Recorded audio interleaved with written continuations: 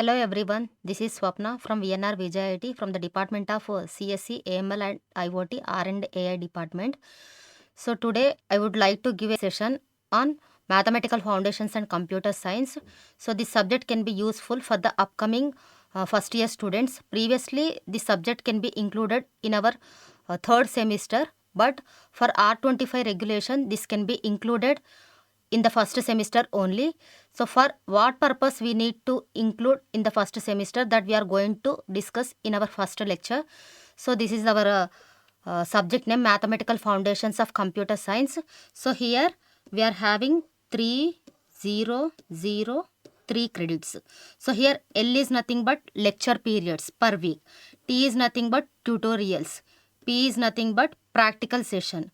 So total number of credits should be for this subject 3 credits. So for this subject we are not having any tutorial sessions and next practical sessions. So this is the basic criteria for our subject. And next, what is the scheme and credit distribution for our external examination and internal examination. So here already in the previous slide we discussed how many number of lecture periods and how what is the continuous assessment, that is for 30 marks, and semester end exam that should be for 70 marks. Overall 100 marks the paper should be. So here in the entire subject we are having 5 units. These 5 units can be divided into 15 weeks, and for each unit it will take 3 weeks, 3 periods, that is per week we are going to consider 3 hours. So totally we are having 15 means we are going to get at the end of the semester 45 lecture periods. So the number of credits for the subject is 3 only. And next here, before going for the course, first why we are learning this course, that we need to know, and what are the objectives of the course and what are the outcomes of the course, that we need to know. Here that is course objectives. For our subject we are having totally 4 course objectives are there. The first one is logical reasoning. So this logical reasoning can be useful for mathematical logic. And next, second course objective is predicate logic reasoning. And next we are going to discuss about sets, relations and functions. And next we are having some permutations and combinations, recurrence relations. And next we are going to discuss about graphs and trees. So the main objective of this course is nothing but, if you are going to study in the first semester itself about all these topics, it can be useful in the further upcoming semesters in different subjects. So this is course objective 1 and second one and third one and next fourth one and next fifth one. The different types of course objectives for MFCS course. And at last, after learning these course objectives, what we are going to get the knowledge, that is from the students' ends, what they are learning. Okay, so already in the previous slides we had seen the different types of course objectives. So if they studied, suppose if I am going to see the course objective 1, logical reasoning and mathematical logic. So if they are going to learn this subject, they are going to apply this concept in digital logic design subjects. That is how we are going to apply logical circuits for different types of circuits, how we are going to apply the operations. And next, what do you mean by relations and functions? This can be useful for in our DBMS subject in the further upcoming semesters. And next, permutations, combinations. So this basic topic that we are going to discuss in the mathematics. And next, what do you mean by this graphs and trees? If they are going to learn the basic concepts of graphs and trees, this concept can be useful in the upcoming. We are having C language, data structures, and next design and analysis algorithms. So this concept can be useful at that case. So for that purpose, we need to know each and every objective introduction in this subject. So that is the main overall objective of MFCS course. At us, the student will gain the knowledge about the particular topics.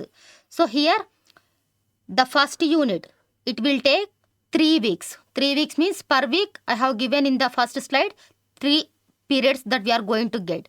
So till 3 weeks we are going to get total 9 lecture hours. So that I divided for each and every topic how many number of classes. that should take for each and every topic that I have given very clearly. So these are the topics that we are going to discuss in our first unit. So that is statements, notation, well-formed formulas, truth tables, tautology, equivalence, implications, normal forms, rules of inference, consistency and proof by contradiction. So if I am going to learn all these concepts, so these concepts can be useful. In the upcoming, we are having some digital logic circuits and computer organization subject is there. So there we are going to use all the basic concepts of this course in that subject. So this is first unit, and our second unit is again it will take 4 to 6 weeks. Again we are going to get total 9 lecture hours. So for each and every topic, how many number of periods that it will take. So that I have given very clearly for each and every topic. And next our third unit is relations and functions. So this topic can be useful in our general mathematics as well as in computer science. We are going to use this concept in the database management systems. How we are going to apply the functions. What are the various types of relations that we are going to use between the tables. So that is the properties of binary relations, equivalence relations, and different types of relations. What do you mean by hash diagram? So these are all these are classifications in different types of functions. So for each and every function, it will take only 1 hour is sufficient. So at last we are going to finish in 9 classes, third unit. That is week 7 to 9.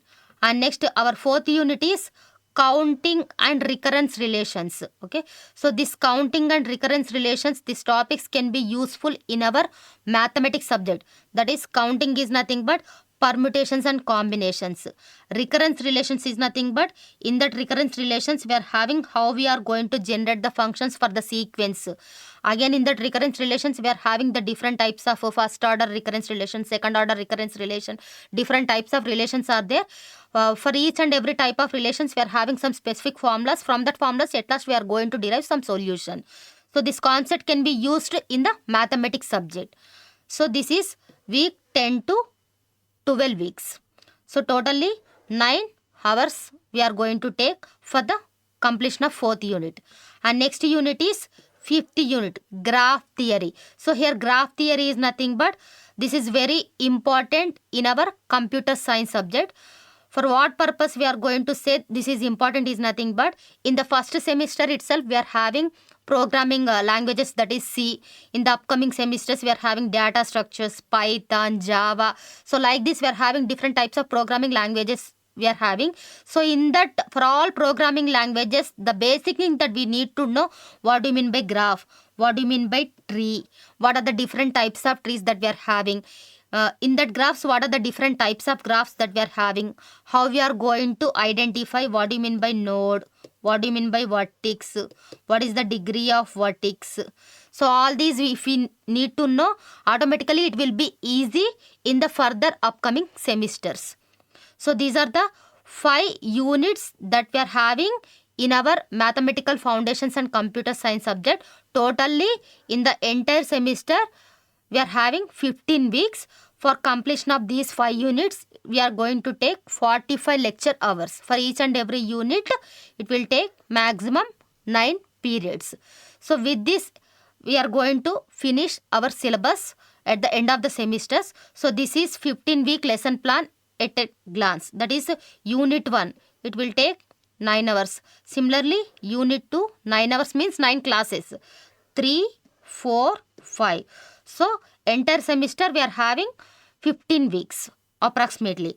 So, during this 15 weeks, again we are having 2 internal exams. So, that is mid 1 and mid 2, and at last semester end examinations.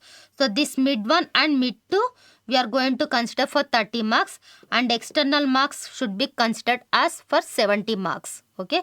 So, these are the internal assessment. This is external assessment. So, this is the overall exam pattern at last. And next, these are the corresponding textbooks and references and the corresponding online resources for this course. So, here the first textbook is Discrete Mathematics Structures with Applications to Computer Science, Tremblay and Manohar. So, the first and second unit And next last fifth unit, we are going to get the information from this first textbook. And next from the second textbook, that is JL Mode and A. Kandel TP Baker. So from this maximum we are going to get the information from for all 5 units from the first textbook itself. And in depth, if I want to go for last unit, that is we are having separate textbook regarding that graph theory, that is for 5th unit with application to engineering and computer science. So in this we are going to get the information. So and these are the reference books for our course, and this is the corresponding NPTEL online resource platform. Okay, that is from IIT Madras. We are going to get some extra knowledge in addition to our textbook topics. So this is the complete curriculum for our mathematical foundations and computer science course. What are the topics that we need to discuss once the semester is started, and how the exam pattern looks like, and what are the textbooks that we need to prefer. Okay, what are the course objectives, and at last how we are going to finish the syllabus within a particular time period. So that all things that we discussed in this recording session. Thank you. In the next upcoming sessions, we are going to start the syllabus that is from our first unit. Thank you one and all.